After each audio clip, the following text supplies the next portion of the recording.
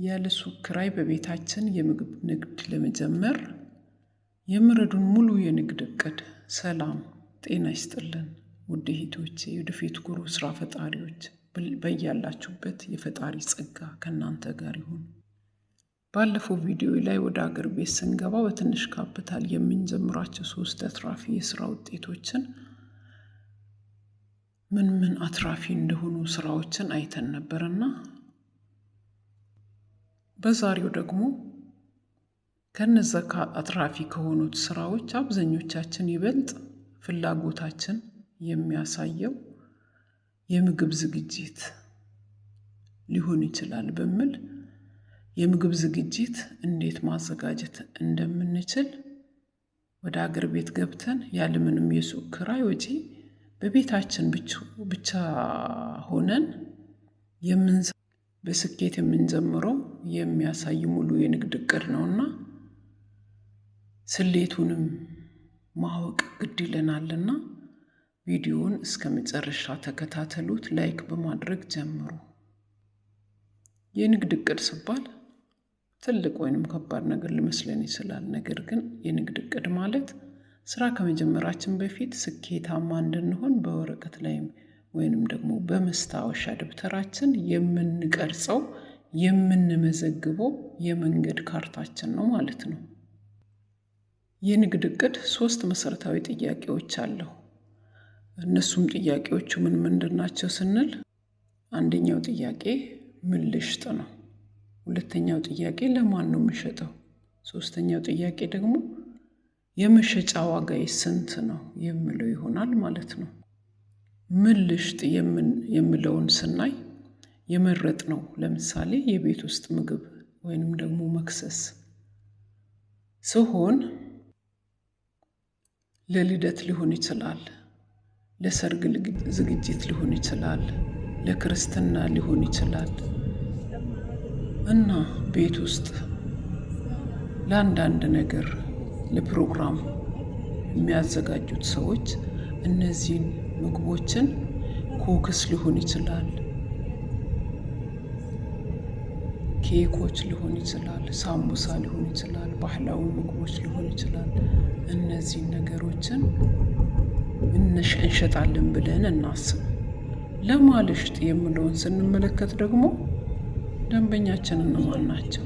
በሰፈራችን ያሉ ልደት ቤትስ ምን አይነት ነገር ነው የሚፈልጉት ብለን ልደቱ የሚከበርበት ቤተሰቦች የክርስትና ወይም የልዩ ልዩ መሰረታዊ ማህበራዊ ዝግጅቶችን እንዲሁም በየመስሪያ ቤቱ ማዘዝ የሚፈልጉትን ሰራተኞችን ማወቅ አለብን ማለት ነው። የመሸጫ ዋጋዬ ስንት ነው መሆኑ ስንል ወጪያችንን አውጥተን የምናገኘው ትርፍ ስንት ነው። አሁን ይሄንን በቁጥር በዝርዝር እናየዋለን ማለት ነው ወዶችዬ። እና ወደ ወጪና ትርፍ ስሌት ስንመጣ የመነሻ ቁሳቁሶችን ወጪ ማወቅ አለብን ማለት ነው። ለምሳሌ ለአንድ የልጆች ልደት ዝግጅት የኬክ፣ የኩኪስ እና እነዚህን የመሳሰሉት ምግቦችን የመክሰስ አቅራቦት ያማከለ ማዘጋጀት እንችላለን ማለት ነው።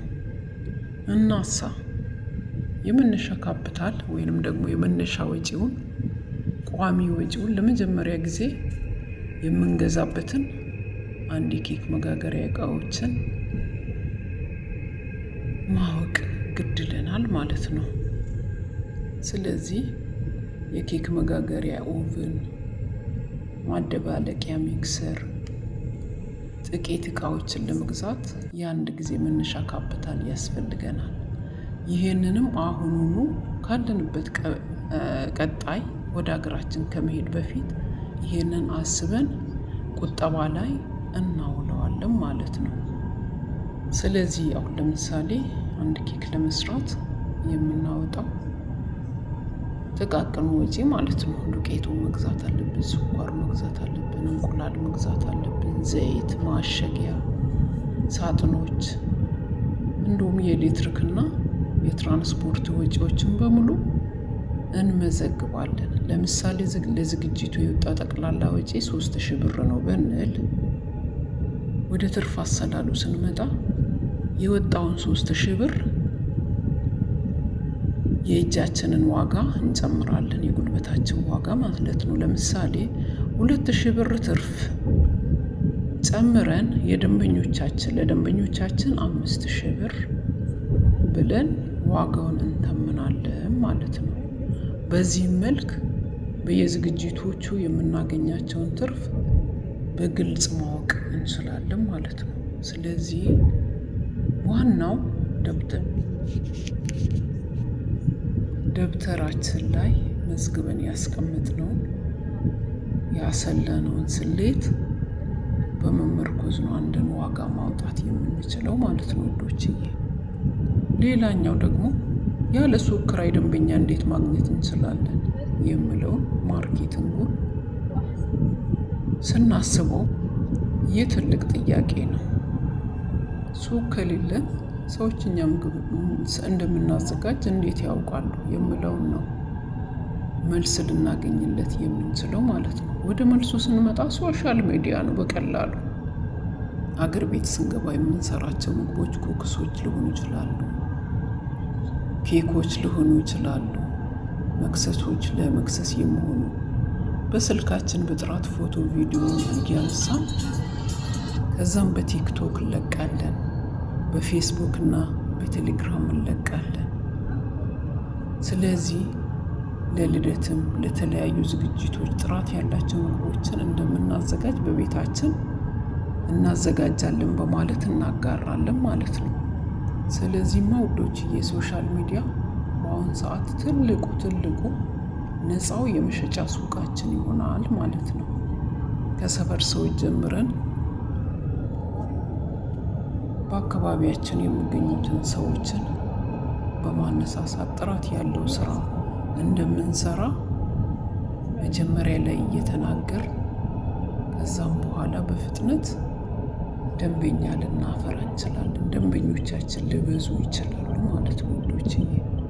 ወደ ማጠቃለያ ሀሳቤ ስገባ የንግድ እቅድን ማውጣት ለስራችን በስርዓት መምራቱንና ገንዘባችንን በከንቱ እንዳናባክን ለማድረግ ትልቅ ምስጢር ነው ማለት ነው።